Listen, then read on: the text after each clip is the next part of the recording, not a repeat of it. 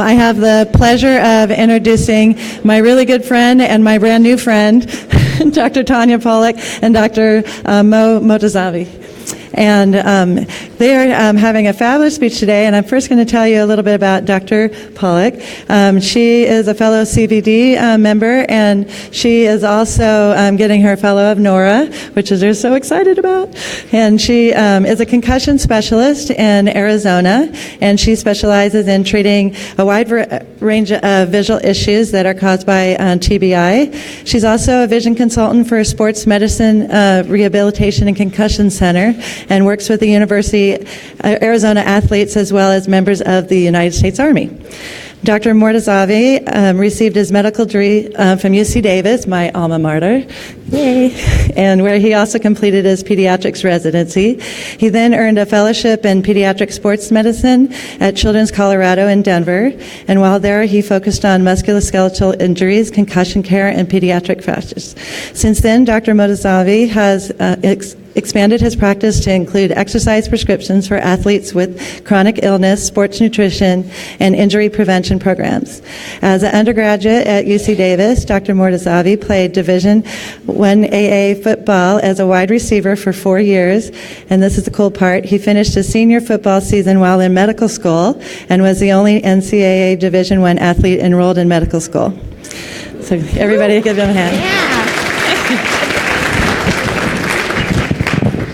Pretty fun, huh? How are you guys doing? Isn't this a great conference? Yes! Go Nora! That's what I have to say. So yes, today I'm going to talk about something I'm very passionate about, and that is the integration of concussion with diagnosis and treatment in a multidisciplinary way. So as we talk about this, I first want to thank there's so many of you out in the crowd that have done research. And I'm learning more and more through getting my fellowship in NORA that the research part is huge, absolutely huge. It's the foundation to where we have to build our organization. With the research, we have other professionals that are looking towards us, such as that was one of the pieces of how Dr. Motazavi came to me, is that he started looking at the research and realizing how much vision played into overall concussion management. And so from all of those research scientists, thank you. I know there's many more of you, and I really greatly appreciate you because you've been our foundation, and now we have many multiple medical organizations that are now looking because of you. And that's why I kind of put us out there together and realized that we need to make a difference as well. So as we move forward,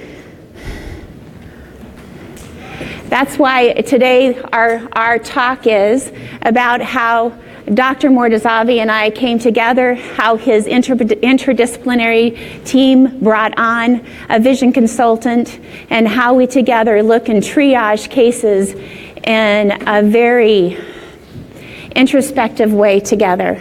Because this is what NORA is all about.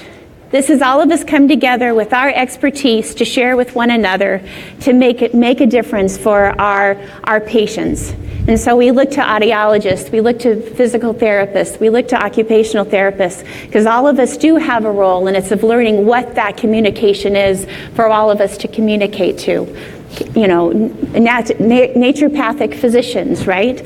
All of us working together to become something even more. So I'm going to bring Dr. Motazavi forward, and then I'll be coming towards the end as we show how we integrated. And you know, the irony is that I was actually doing a research study on VEP, and we'd been going back and forth on cases. And then I asked him, I said, hey, what do you think if I put a VEP machine in your concussion center? And he's like, wow, that's pretty interesting. And so as we started working back and forth one another, it was like, wow, this vision piece kind of has a big impact on my concussion patients. And so the beauty is that in Spark, we sit in this room in the big table. There's a musculoskeletal doctor there. There's PT students. There's medical students. There's nurse practitioners. There's Dr. Motazavi, and I'm hanging out with them. And I tell you, it's surreal because everyone is so passionate about what they do, and we're all seeing how critically important it is for all of us to come to the table together. Dr. Motazavi. Thank you. Thanks, Tanya. Thank you, guys. I hope everyone can hear me okay. I think the intro pretty much covered this. I just want to say it's my first time at NORA, and really appreciate being here, and it's really an amazing conference, some wonderful, wonderful talks. I haven't had a chance to see them all, but what I've seen have been fantastic, and really appreciate the opportunity to be here and speak to you guys. So, like Tanya said, currently we work together over at Spark, and we're doing some really cool things that are multidisciplinary. We have a lot of different providers there, and we believe in research and academics. So even though we're in a private setting, we've tried to bring that over. So we have a large number of institutions that we collaborate with academics, and we work strongly with our community. TUSC is our largest district in Tucson, those of you that are familiar, and we work very closely with all those athletic trainers and those programs, particularly interscholastics, and have a lot of pride in what we're doing, and hoping to really build, like Tanya's image showed, build that bridge between our community and your community, because doing what I do, I have the privilege to see in complex concussion cases in particular the importance of vision and neuro rehab, but a lot of my colleagues don't have that privilege. So it's something that we're hoping to build on and have presentations similar to this in a lot of our home conferences like AMSSM and that sort of thing. So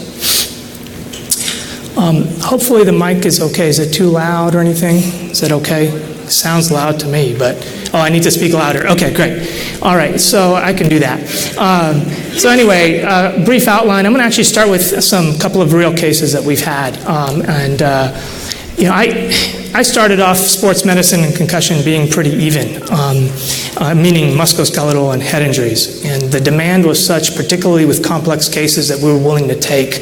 And by that I mean people that are symptomatic beyond 6 to 8 weeks. And we just all of a sudden got inundated with brain injury. And I probably do 80% brain injury now, which was never the plan, but that's just what the demand required. And I'm very passionate about it, and I enjoy that. So anyway, we'll get into the literature, particularly a lot of the current literature that we are following with respect to comprehensive concussion care, talk about the multidisciplinary paradigm, and then get into management a little bit, and then have Dr. Pollak finish up with vision rehab and wrapping up the case that I'm going to present. So this is an 11-year-old high-level gymnast. She's a level 8 gymnast. It goes to 10 and then elite for those of you that aren't familiar. So she's very, very high level for her age. Had a minor MVA, no big deal. There was no LOC. She was in a little bit of a fog, had a little dizziness and headache. Ultimately, she went and saw her school nurse and returned to class the next day saying she was fine. Continued with school activities over the next 1 to 2 weeks as usual, and went ahead and did everything. Completed tests, computer projects, lots of note-taking, so on and so forth. Well, 2 weeks later, she was actually hospitalized for a severe headache, gait disturbance, and difficulty with speech. I got a call from her primary care doctor saying, oh my God, excuse me, she couldn't speak. She was aphasic. So they were really freaked out and got MRIs of the brain and spine and all that, did an EEG to make sure she wasn't having seizures. And everything was normal. Everything was negative. She was ultimately discharged with a diagnosis of concussion 2 days later when she was doing quite a bit better because she had had some relative rest compared to being 100% on with a concussed brain for the prior 2 weeks. And ultimately she was referred to our clinic. So we saw her, this was at about a month. So even though she wasn't needing to be hospitalized anymore, she still had all kinds of deficits. Cognitive testing shows severe memory and processing deficits. Vestibular testing was definitely very off. And she had abnormal vision testing all across the board. And you guys are probably all familiar with this, but her MPC was quite a ways off, and her total King Divot time, which I'll show you in another case, but that's pretty delayed there. So these are markers that are telling us, okay, this person is not very close to being better yet. So what's next? Here's another similar case. This was a 13-year-old boy, got elbowed in the head. Again, no LOC. There was no big red flags, right? There was no CT scan necessary in this case, but continued with regular school activities, sort of under the radar, like the last case, but continued to complain about ongoing symptoms of headache. New migraines developed. By a month, he wasn't getting better, he was getting worse. Saw a neurologist, was started on some medication, Topamax in this case. They did an MRI, and that was normal. But symptoms continued to progress, no longer tolerating even exercise at this point, so he became a couch potato, and was really struggling with his academics. He's normally a 4.0 student, very much a go-getter, but was failing in a number of classes. You can imagine the impact that has on a teen that's used to doing really well.